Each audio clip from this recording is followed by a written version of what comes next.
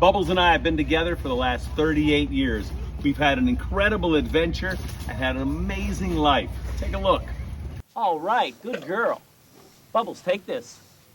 Blow, blow.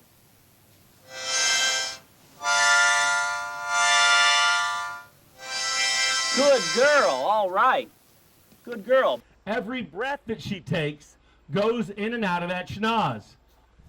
How you breathing? How you breathing? There, hold on to that.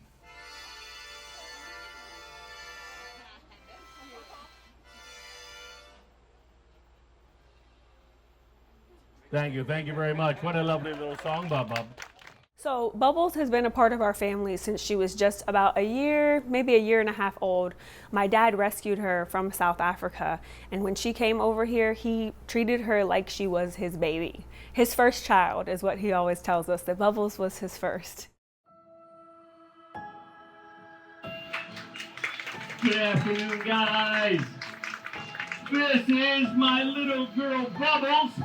Bubbles here is a 9-foot tall, 9,000-pound African elephant girl.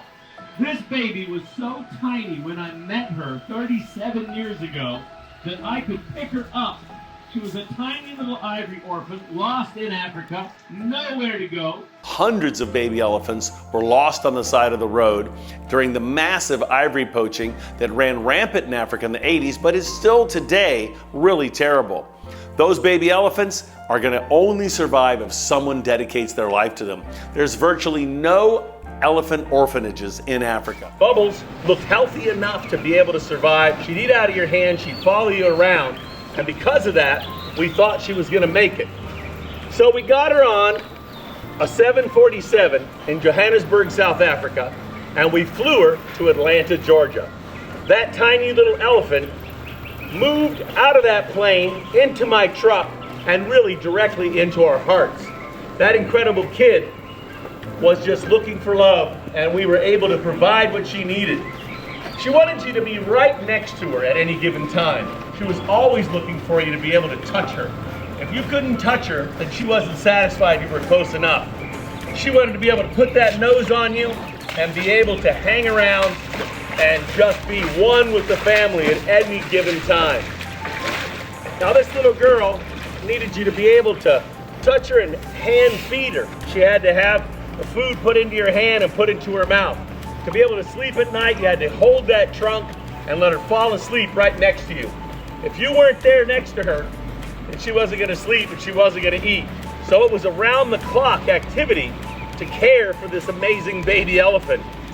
This big girl is growing super slow.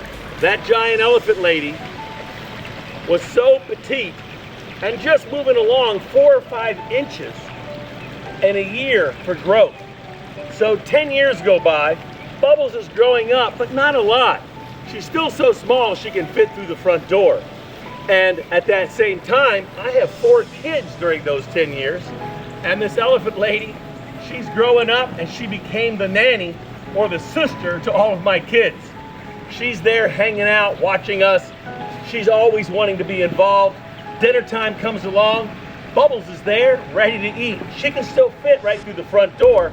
Even though she's been with us a decade, she's still small enough to make her way in. Now she's there, and she's gonna hang out. It's dinner time. Bubbles is ready for dinner.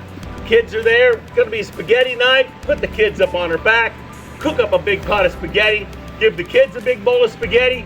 Put them up there, and they start feeding Bubbles. Now they're throwing food everywhere, but you've got Fred Flintstone's vacuum cleaner right here, and she's just chowing down. Everything that falls, everything they can put in her nose, they're back on it again, feeding this beautiful big kid dinner time. All of that just went on as a lifelong process. You know, I think it's the only place in the Western world where this was ever allowed to happen, that we could have this incredible elephant child hang around. She didn't have a job, she was just there to be beautiful. People would come meet us, they would have premium experiences with her, and with those premium experiences, they would be able to help us care for her and to save elephants around the world.